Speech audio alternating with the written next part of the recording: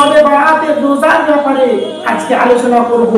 একটি হাদিস শরীফের মধ্যে এসেছে, নবী করিম সাল্লাল্লাহু আলাইহি ওয়াসাল্লাম ইরশাদ করেন, যেই ব্যক্তি এই শাবান মাসে রোজা রাখবে, নবী করিম সাল্লাল্লাহু আলাইহি ওয়াসাল্লাম বলেন সেই ব্যক্তির জন্য শাফাআত আমার হালাল হয়ে যায়। আরেকটি রাওয়ায়াতের মধ্যে এসেছে, নবী করিম সাল্লাল্লাহু আলাইহি ওয়াসাল্লাম ইরশাদ করেন, যেই ব্যক্তি এই 15 শাবানের তারিখে একটি রোজা রাখবে, নবী করিম সাল্লাল্লাহু আলাইহি ওয়াসাল্লাম বলেন ওই ব্যক্তিকে জাহান্নামের আগুন কখনোই ছুঁতে পারবে না। বিরাদরে মিল্লাত ইসলামিয়া, তো এই রোজার কত ফজিলত রয়েছে, কত ফরদিয়াত রয়েছে, চলেন এবার আমরা শবে বরাতের নামাজের সম্পর্কে জানি। শবে বরাতের নামাজ পড়ার পূর্বে যখন আপনি ওযু করে নেবেন, ওযু করার পরে 2 রাকাত তাহিয়াতুল ওযুর নামাজ আদা করবেন। সর্বপ্রথম পড়বেন সূরা ফাতিহা, তারপরে একবার আয়াতুল কুরসি এবং 3 বার সূরা ইখলাস পড়বেন। এইভাবে 2 রাকাত নামাজ সম্পূর্ণ করবেন।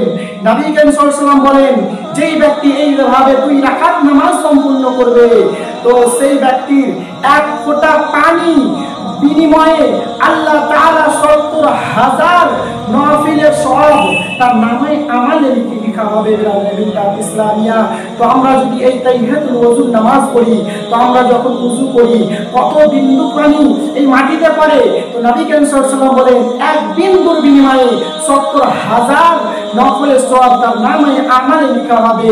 তাহলে আমরা ওযু করতে কত কত পানি বিন্দু ফেলে থাকি। তো সর্বপ্রথম শবে বরাতের নামাজ পড়ার পূর্বে তাহিয়াতুল ওযুর 2 রাকাত নামাজ আদা করব।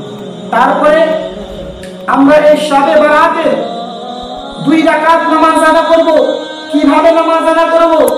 সর্বপ্রথম সূরা ফাতিহা পড়ে নিব।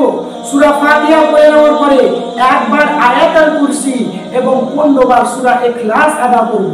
15 বার যখন সূরা ইখলাস পড়ে নিলাম, পড়ে নেওয়ার পরে এইভাবে যদি আমরা 2 রাকাত নামাজ সম্পূর্ণ করে নিলাম, তারপরে 100 বার দুরূদ শরীফ পাঠ করব।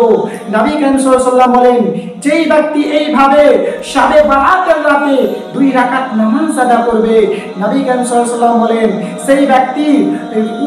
সেই ব্যক্তির বয়স বৃদ্ধি পাবে এবং সেই ব্যক্তি কখনো দুঃখ কষ্ট থাকবে না এবং সেই ব্যক্তির সমস্ত গুনাহ খাতাকে মাফ করে দেওয়া হবে। বিরাদর ইসলামিয়া, তো এই নামাজের কত ফজিলত রয়েছে।